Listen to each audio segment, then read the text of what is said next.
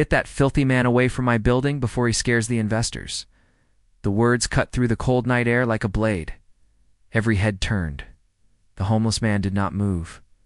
And the beautiful CEO standing at the top of the marble steps had no idea that the man in torn clothes was wealthier than every investor inside combined. The security guard reached for the man's arm. It was thin, unshaven, wrapped in a faded coat that looked older than the city itself. His shoes were cracked at the edges. His hands were rough and pale from the winter wind. He stood in front of the tallest glass building downtown, the headquarters of Valiant Tech, where warm lights spilled onto the street like liquid gold dot inside. Crystal chandeliers shimmered above polished floors. Outside, the man looked like a shadow. Pressed against the glow, Arya Vale stepped forward. She was the CEO, 32 years old, calm eyes, perfect posture. A woman who had built her empire from a laptop and sleepless nights. She was used to power, used to command. Two men in suits, lowering their voices when she entered a room. But she was not used to the look in this man's eyes. He was not begging. He was not angry. He was simply standing there, as if the world had pushed him aside too many times and he had grown tired of moving. The investors behind her whispered. One of them muttered that the city should do something about people like him. Another said, this was bad for business. Arya felt the weight of their words. Tonight was important. A merger. Billions at stake. Cameras inside. Reporters waiting. And yet something inside her tightened. She noticed his hands. They were steady. Not shaking from fear. Not reaching for coins. Just steady. The guard pulled harder. The man swayed, but did not resist. He simply looked at Arya. And for a moment, she felt as if he could see past her silk dress, past her polished image. Straight into the tired girl she used to be, because Arya had once stood outside buildings too. Not as a homeless person, but as a young woman ignored, underestimated, dismissed. She remembered the smell of cheap coffee in her tiny apartment, the sting of rejection emails, the nights she slept on the office couch to save rent. Her father had been a mechanic who worked until his hands bled. He taught her that dignity was not in what you owned, but in how you stood when the world tried to bend you. He died before she could show him her success. That regret still lived in her chest like a quiet ache. She looked at the man again. "Let him go," she said softly. The guard hesitated. The investors stiffened. "He is not hurting anyone," she added. There was a pause, a long one, the kind where people decide what kind of person they are going to be. The man lowered his eyes, but not in shame. Respect. Arya surprised even herself. When she stepped down the stairs, the marble was cold beneath her heels.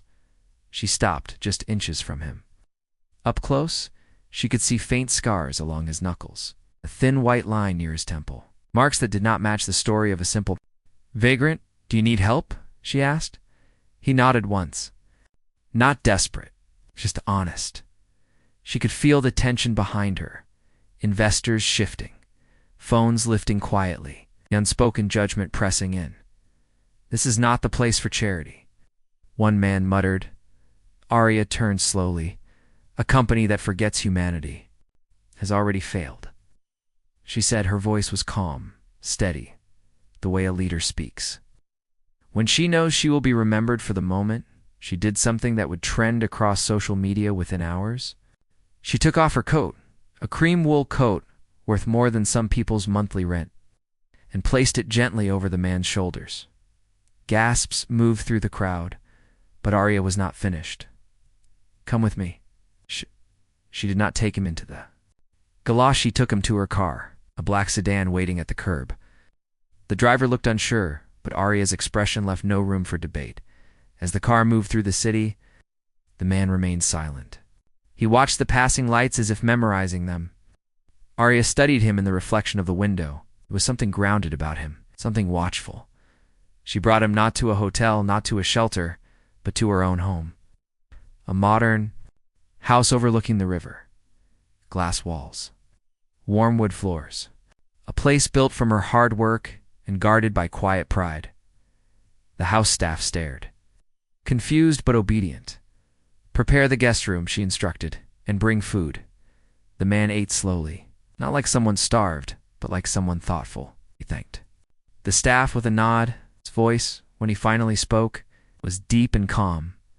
"You did not have to do this." Arya shrugged lightly. "Kindness is not a strategy. It is a choice." He looked at her carefully then, as if weighing her soul. "You believe that?" he said. "I do," she replied. That night she could not sleep. She kept thinking about him, the scars, the steady hands, the way he carried himself even in worn clothes. Down the hall, the man sat awake too. But his thoughts were very different.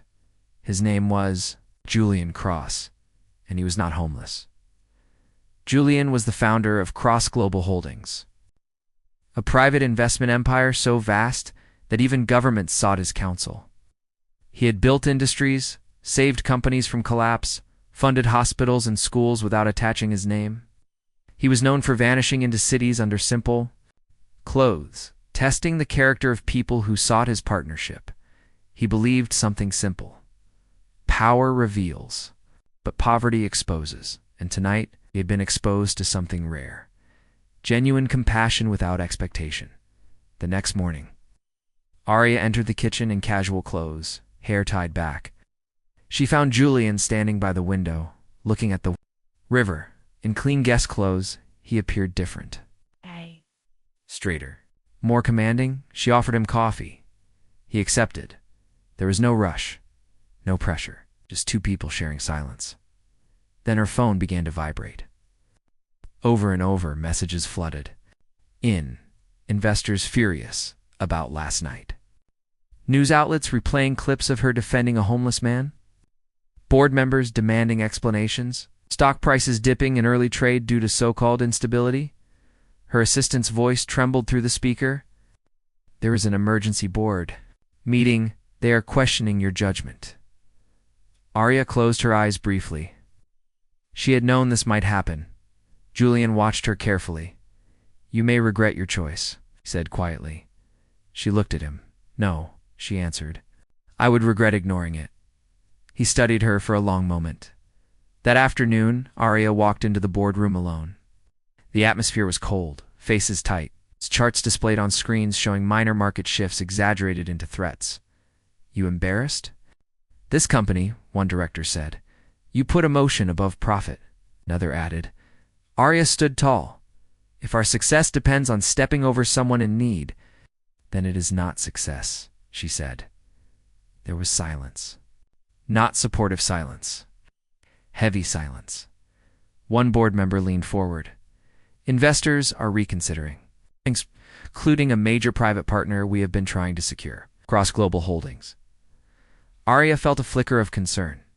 That partnership could expand her company worldwide, and then the doors opened. Julian walked in. It's not in worn clothes now, but in a perfectly tailored suit, confident stride, eyes sharp and steady. Behind him followed a small team carrying documents. Every director in the room went pale. "Mr. Cross." Someone whispered. Julian looked at Arya first. A faint smile touched his lips. Then he turned to the board. "I was outside your building last night," he said evenly. No one spoke. "I was treated as an inconvenience, stain, except by your CEO." He placed a folder on the table. "Cross Global Holdings will not only proceed with the partnership, but we will triple our investment." Gasps filled the room. He continued, "Because leadership is not measured by comfort, it is measured by courage. And she has it." Arya felt heat rise to her face, not from pride, but from relief. One director attempted to speak. Julian raised a hand gently. "The world has enough companies chasing profit. It does not have enough leaders protecting dignity." The words settled into the room like truth carved in stone. Later that week, news spread across the country. The story of the CEO who sheltered a homeless man who turned out to be one of the richest men alive. But the headlines missed the deeper point. Julian did not choose her because she helped a billionaire in disguise. He chose her because she would have helped anyone. At a press conference days later, Porters asked Arya if she had suspected who he was. She shook her head. It should not matter who someone is, before we decide to treat them like they matter. That line echoed online for days. Julian stood beside her, not as a savior, but as a partner. He later shared a simple thought that many would repeat. A person's worth is not written on their clothes. It is written in how they stand when no one is watching. The company flourished, not just in numbers, but in culture. Policies shifted, more funding for community support. Employees proud to work under a leader who chose empathy over fear, but the most powerful moment came quietly. Months later, Arya visited a local shelter. Not for cameras, not for praise. She walked through the halls, greeting people by name. Julian visited too, still sometimes in simple clothes, still testing the world gently. In the main room, a group of residents stood as Arya entered. Not because she was rich, but because she had once stopped on cold marble steps and chosen kindness when it cost her something. No applause, just respect. And that was enough. Because true strength does not shout, stands true wealth is not counted in numbers, it is counted in impact. And sometimes, the richest person in the room is the one who dares to care first.